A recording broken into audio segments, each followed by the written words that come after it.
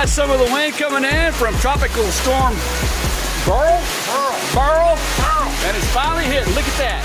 Out here because we got Tropical Storm Steak and frost going on here.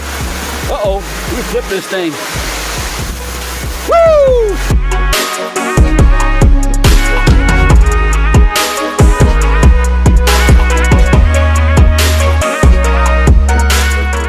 All right, good morning.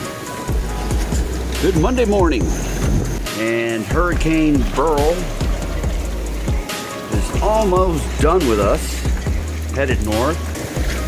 Well, this pier, number 11, a big chunk of it tore off and floated off down in that direction.